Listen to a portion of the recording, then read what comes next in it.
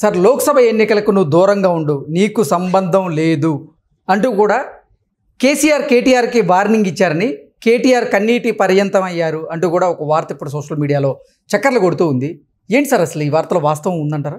అంటే కృష్ణ గారు, ఏదైనా వార్తలో వాస్తవం ఉందా లేదా అనేది ముందు అసలు యాక్చువల్గా ఏం జరిగింది అనేది మనం ఆలోచించాలి. ఇక్కడ కేసీఆర్ ఉద్యమం టైంలో ఆయన ఒంటి చేతి మీద ఉద్యమం నిర్వహించాడు. ఆ తర్వాత అప్పుడు ఈయన ఇక్కడ లీడ్ కూడా కేటీఆర్ గారు అమెరికా నుంచి వచ్చాడు, తర్వాత జాయిన్ అయ్యాడు. ఈమె కూడా కవిత గారు కూడా ఫస్ట్లో ఏమీ అంత సురుగ్గా లేదు, తర్వాత వచ్చింది. సరే, వీళ్ళిద్దరికీ ఆయన సంతానంగా ఒక ప్రత్యేకమైన హక్కుల ద్వారా ఇతర కన్నా కూడా ఎక్కువ ప్రాధాన్యతని పార్టీలో సంపాదించుకోగలిగారు. అలాగే పదవులు కూడా పొందారు ఇద్దరు కూడా. కానీ దీంతో ఏమైందంటే ఇది ఒక కుటుంబ పాలన అయిందనే ఒక విమర్శ కాంగ్రెస్ పార్టీ బలంగా తీసుకెళ్ళింది. తర్వాత మేనల్లుడు హరీష్ రావుకి ఇచ్చాడు. అట్లాగే ఇంకొక ఆయన పేరేంటి వినోద్ కుమార్, ఇలాంటి దగ్గర బంధువులు, తోడల్లుడు కొడుకులు సంతోష్ కుమార్, ఇలాంటి వాళ్ళందరూ సరే పార్టీలో సురుగ్గా ఉన్నారు, ప్రముఖ స్థానాల్లో ఉన్నారు.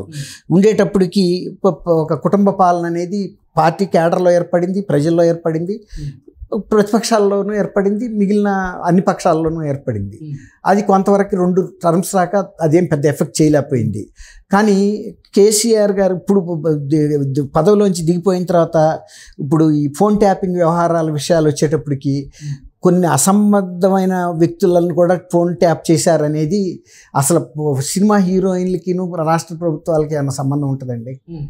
వ్యక్తిగతంగా సినిమా హీరోయిన్లు ఎన్నో మాట్లాడుకుంటారు, ఎన్నో పనులు చేసుకుంటారు, ఎన్నో సినిమాల్లో నటిస్తారు, వాళ్ళ ప్రైవేట్ లైఫ్ వాళ్ళకు ఉంటుంది.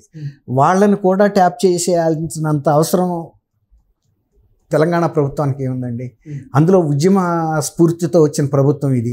అసలు వాళ్ళకి అసలు ఏమాత్రం సంబంధం లేని అంశం కూడా ఇవన్నీ కూడా రకరకాల మలుపులు తిరుగుతూ, తర్వాత కవిత గారిదేమో ఈ లిక్కర్ కుంభకోణంలో అరెస్ట్ అవటం, ఇవన్నీ పార్టీకి చాలా సుడిగుండాల్లాగా తయారైంది. అంటే పార్టీ గొక్క తిప్పుకోలేకపోతుంది. ఎలా సమర్థించుకోవాలి ఏంటి? అసలు ఫోన్ ట్యాపింగే తప్పు అనుకుంటే అసలు రాజకీయాలతో సంబంధం లేని, ప్రజా జీవితంతో సంబంధం లేని కొంతమంది సినిమా హీరోయిన్ల ఫోన్లు ట్యాప్ చేయటానికి ఈ పోలీసు విభాగానికి ప్రజల సొమ్ము ఖర్చు పెడుతున్నది. ఆ ట్యాపింగ్ ఇన్స్ట్రుమెంట్ కొన్నదిను కానీ ఏదైనా దేశ భద్రతకో రాష్ట్ర భద్రతకో సంబంధించిన అంశాలంటే వేరే మాట. అంటే ఈయన మీద ఆల్రెడీ కొంతమంది హీరోయిన్లతో ఈయనకి కొన్ని ప్రత్యేకమైన రిలేషన్స్ ఉన్నాయనే ప్రచారం కూడా బాగా జరిగింది అక్కడ, ఫామ్ హౌస్ ఇవన్నీ కూడా. దాంతో పార్టీ వాళ్ళ సమాధానం చెప్పుకోలేని పరిస్థితిలో పడింది. తర్వాత చంద్రబాబు నాయుడు విషయంలో అనవసరంగా కేటీఆర్ గారు మాట్లాడటం అనేది అందరూ షాక్కు గురయ్యారు. చంద్రబాబు నాయుడు ఏమి వివాదమైన వ్యక్తి కాదు, లేకపోతే దుష్పరిపాలన చేసి ఆయన ఏమి ఓడిపోలేదు. ఇవాళ మీరు ఓడిపోయినట్టే ఆయన కూడా ఓడిపోయాడు. ఓడిపోవటం ఏం పెద్ద పనిష్మెంట్ కాదు కదా. ప్రజలు మార్పు కోరుకుంటారు. ఇప్పుడు మీ నుంచి మార్పు కోరుకున్నారు, ఆయన నుంచి కోరుకున్నారు. మళ్ళీ రేపు జగన్మోహన్ రెడ్డి గురించి మార్పు కోరితే ఆయన వస్తాడు, రేపు రేవంత్ రెడ్డిని మార్పు కోరుకుంటే మళ్ళీ మీరు కూడా అధికారంలోకి వస్తారు. ఇదంతా ఒక సైకిల్. ఎవరిని మనం తక్కువ అంచనా వేయటానికి వీల్లేదు. ఆ రోజున ఇక్కడ చంద్రబాబు నాయుడు గారికి సంబంధించిన అనుయాయులు, సానుభూతి పరులు, ఆయనతో లబ్ధి పొందిన వాళ్ళు చాలామంది ఈ రాష్ట్రంలో ఉన్నారని వాళ్ళకి తెలుసు కదా. కేటీఆర్ గారికి అంత రాజకీయ పరిజ్ఞానం లేని వ్యక్తి కాదు కదా. అనవసరం దాంట్లో తలపెట్టేశాడు. తలపెట్టడమే కాకుండా దాని మీద కేసులు కూడా పెట్టించారు ఐటీ వాళ్ళ మీద. ఐటీ వాళ్ళు మీరు మాట్లాడుతున్నారు, ఐటీ వాళ్ళకి వ్యక్తిగత స్వేచ్ఛ ఉండదు. చంద్రబాబు వాళ్ళకి వృత్తి కల్పించాడు, ఆయన అరెస్ట్ చేశారు, నిరసన చేయించారు. అప్పుడు మొన్న కవితని అరెస్ట్ చేయించారని కూడా తెలంగాణ మొత్తం నిరసన తెలియజేయమన్నారు కదా, బంద్ పాటించమన్నారు కదా. మీకొక న్యాయం, వాళ్ళకొక న్యాయమా? వాళ్ళ మీద కేసులు పెట్టించారు. అట్లా నిరసన తెలియజేసిన వాళ్ళ మీద కేసులు పెడితే కవితకి మద్దతుగా కనుక ఎవడన్నా బంద్ పాటిస్తే వాళ్ళ మీద కూడా కేసులు పెడతారని ఎవరో సహకరించాల. అందుకే అసలు కేటీఆర్ నీకు ఇప్పుడు తీవ్ర వ్యతిరేకత ఉంది, సో నువ్వు సైలెంట్గా ఉండు. ఒక్క నిమిషం అండి. ఇప్పుడు మీరు అన్న తర్వాత ఇప్పుడు కేసీఆర్ గారు కూడా ఆత్మ పరిశీలనలో వాళ్ళ కుటుంబమే పడిందండి. అసలు మన కుటుంబానికి ఇలాంటి పరిస్థితి ఎందుకు దాపురించింది? ఒకప్పుడు మనం శాసించాము, ఇవాళ కవితని ఇక్కడ నుంచి తీసుకెళ్తే కూడా గతంలో అయితే నరికి ముక్కలు పోగులేస్తానని మాటలు అనగలరు. ఆ రోజు కూడా కవితను అరెస్ట్ చేసిన అధికారుల మీద ఆయన అనవసరంగా దురుసుగా ప్రవర్తించాడు. మీరు అధికారంలో 10 ఏళ్ళు ఉన్నప్పుడు అధికారుల పట్ల ఎలా ప్రవర్తించాలో మీకు తెలియదంటే అది ప్రజలు సహించరండి. తీసుకెళ్లే హక్కు వాళ్ళకు ఉంది, తీసుకెళ్తున్నారు. అదేం అల్టిమేట్ కాదు. తీసుకెళ్ళినందువల్ల చిరకాలం ఆమెను ఏం జైల్లో పెట్టలేరు. చంద్రబాబును కూడా 52 రోజులు మాత్రమే పెట్టగలిగాడు జగన్మోహన్ రెడ్డి గారు. ఆ తర్వాత న్యాయస్థానాలు ఇంటర్వ్యూన్ అయినా ఆయనకి బెయిల్ వచ్చింది. ఇట్లాగే ఇప్పుడు కవిత గారికి కూడా బెయిల్ వస్తుంది. ఢిల్లీ తీసుకెళ్తారు, వాళ్ళ హెడ్ క్వార్టర్ అక్కడ ఉంది కాబట్టి విచారణలో భాగంగా. దీనికి వీళ్ళు ఇంత ఉలుక్కు పడాల్సిన అవసరం ఏముందండి? మీకు తెలియదు ఆ చట్టం ఎలాంటిదో, న్యాయస్థానాలు ఏంటి, పోలీసులు ఏంటి, దర్యాప్తు సంస్థలు ఏంటి, సిఐడీలు ఏంటి, ఇవన్నీ మనకు కూడా ఉన్నాయి కదా పోలీస్ వ్యవస్థలు. ఇక్కడ కూడా విజిలెన్స్ ఉంది, యాంటీ కరప్షన్ ఉంది, ఏసీబీ అన్నీ ఉన్నాయి కదండి. కేంద్రానికి ఎన్ని హంగులు ఉన్నాయో రాష్ట్ర ప్రభుత్వానికి కూడా ఇంచుమించుగా అన్ని హంగులు ఉన్నాయి. అట్లాంటివన్నీ మీరు కూడా ఉపయోగించారు. ఇప్పుడు రేవంత్ రెడ్డిని కూడా మా రాత్రిపూట జుట్టు పట్టుకుని ఈడ్చుకెళ్ళిపోయిన దృశ్యాలు మీరు చూడలేదా? ఆ రోజున ఆ ఎస్ఐలు మీరు ఏమైనా సస్పెండ్ చేశారా?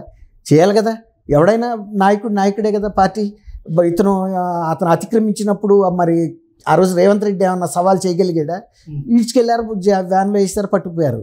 అట్లాగే ఇప్పుడు ఆమెని అంత గ్లేర్గా మీడియా సమక్షంలోనే తీసుకెళ్తున్నారు. ఆమెని అసభ్యంగా మాట్లాడలేదు, ఆమె పట్ల అసభ్యంగా ఏ విధమైన ఈ దౌర్జన్యపూరితంగా ప్రవర్తించాల.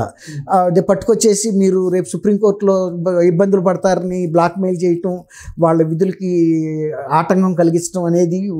ఆయన సీనియర్ మంత్రిగా ఉన్నాడు. ఇందులో కేసీఆర్ గారు తప్పు కూడా ఉందండి. కేసీఆర్ గారు కూడా ఈయన్ని ముఖ్యమంత్రి చేయాలనే ఉద్దేశం మీద తను వెనక్కి తగ్గి ఎక్కువ ప్రొజెక్షన్ కేటీఆర్ గారికి ఇచ్చాడు.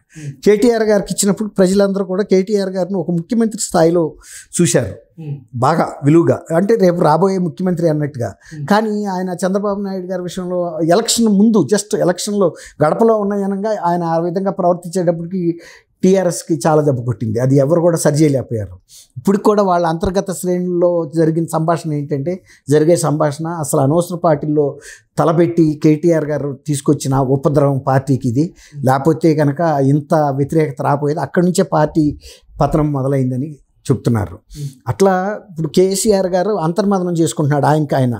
ఇప్పుడు కూతురు జైల్లో ఉండటం అనేది ఎవరికైనా బాధాకరమైన విషయం ఖచ్చితంగా.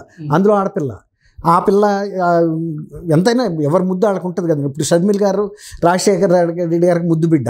ఆ అమ్మాయిని క్రేన్ బండిలో కారులో కూర్చున్నప్పుడే క్రేన్తో లేపి తీసుకెళ్ళిపోయారు. ఆ రోజు కూడా ఆడబిడ్డకి జరిగిన దీని పట్ల వాళ్ళు కూడా కన్నీళ్ళు పెట్టుకుంటారు కదండి. ఇప్పుడు షర్మిల్ గారు ఒకటి, కవిత గారు ఒకళ్ళు కాదు. కవిత గారికి ఎంత ప్రాధాన్యత ఉందో, కవిత గారిని ఎంత లాడ్గా చూడాలో షర్మిలకి చూడాలి, అంతే కదా. ఆమె కూడా ఒక ముఖ్యమంత్రి, మాజీ ముఖ్యమంత్రి కూతురు. ఇవాళ ఈమె కూడా మాజీ ముఖ్యమంత్రి కూతురు. మరి ఇప్పుడు అరెస్ట్ చేసి వెళ్తున్నప్పుడు కేటీఆర్ గారు ఆ విధంగా ప్రవర్తించడం కూడా ఎవరు కూడా హర్షించలేకపోయారు. ఇవాళ ఆ రోజు వాళ్ళు బహుశా నోటీసులు కేసు కూడా ఫైల్ చేస్తారు. ఇప్పుడు ముఖ్యమంత్రి మాజీ ముఖ్యమంత్రి అయినా కూడా చట్టం ముందు ఎవరైనా సమానమే. వాళ్ళు సిబిఐ కనుక గట్టిగా కేసు ఫైల్ చేస్తే కేటీఆర్ గారు కూడా కవిత గారిది ఒక కేసు, కేటీఆర్ గారిది ఒక కేసు తిరగాల్సిందే, తప్పదు ఎవరమైనా. అట్లా ఇప్పుడు ఎట్లా ఉంటుందంటే కేసీఆర్ గారి పరిస్థితి, ఇవన్నీ చర్చించుకున్న తర్వాత అసలు వీళ్ళిద్దరూ లేని రోజుల్లోనే నేను బాగా పార్టీని నడిపాను, వీళ్ళిద్దరూ వచ్చిన తర్వాత ఈ విధంగా 2 బాధలు కొనుక్కొచ్చారు నాకు అనే అంతర్మతంలో పడి ఒక రకంగా నేనే ఫేస్ చేస్తాను ప్రజల ముందు. ఎందుకంటే ప్రజల నాడేంటో ఈయన పట్టుకోగలడు, ఈయన హృదయం ఏంటో ప్రజలకు తెలుసు. కాబట్టి వీళ్ళిద్దరూ డైరెక్ట్గా ఉన్నారనుకోండి, ఇప్పుడు కొంత ఏదైనా మేలు జరిగే ఉద్దేశం ఆయనకి ఒక ఆశ ఉండొచ్చు. అట్లయితే కేటీఆర్ని ఈ ఎన్నికలకు దూరంగా ఉండమని కేసీఆర్ చెప్పుండొచ్చా, వార్నింగ్ ఇచ్చుండొచ్చా? కేటీఆర్ ఎవరండి? ఆయన కొడుకే కదండి. కేటీఆర్ అనేది మనందరికీ గొప్ప వ్యక్తి. ఏది బీఆర్ఎస్లో ప్రముఖ వ్యక్తి, next chief minister, almost equal to chief minister అని ఎట్లా అయ్యాడు ఆయన? కేసీఆర్ గారు ఇచ్చిన ప్రాధాన్యత వల్ల అయ్యాడు. కేసీఆర్ గారు స్వయంగా తండ్రి ఎప్పుడైనా సరేనండి బిడ్డని భుజాల మీద నుంచోబెట్టుకుని ఇంకా ఎక్కువ దేశం కనపడేటట్టు చూపిస్తాడు. అదే కేసీఆర్ గారు చేశాడు. బిడ్డ నాకన్నా పైకి ఎదగాలని భుజాల మీద పెట్టుకున్నాడు. భుజాల మీద పెట్టుకున్న తర్వాత ఆయన సరైన ప్రవర్తన లేకపోవటం వల్ల ఇవాళ ఈ రకమైన సమస్యలు వచ్చిందని తండ్రిగా ఆయన చెప్పుండొచ్చు, బాబు వద్దురా నువ్వు దూరంగా ఉండు, ఎట్లాగూ కవిత అయితే రాలేదు, కనీసం ఒంటరిగానే వెళ్తాడు, కొంత సానుభూతి అన్న ఉంటుందిగా పెద్ద ఆయనని. అందులో హిప్ ఇరిగిపోయింది మన బోను. ఇప్పుడు కేసీఆర్ గారు ప్రజలతో సంబంధంతో వచ్చిన వ్యక్తే కానీ ఆయన తండ్రి చీఫ్ మినిస్టర్ కాదు కదండి. జగన్మోహన్ రెడ్డి గారి తండ్రి అంటే చీఫ్ మినిస్టర్, అది ఉపయోగించుకొచ్చాడు. కేసీఆర్ గారి తండ్రి మామూలేనే, ఆయన ప్రజల్లో నుంచి ఉద్యోగం నిర్మించుకుంటా ఎదిగాడు. అట్లా అంతకన్నా తనకన్నా పిల్లల్ని పైకి పెంచాలని ఏ తండ్రి ఆశించినట్టే ఆయన ఆశించాడు, కానీ అది ఉపయోగపడలేకపోయింది.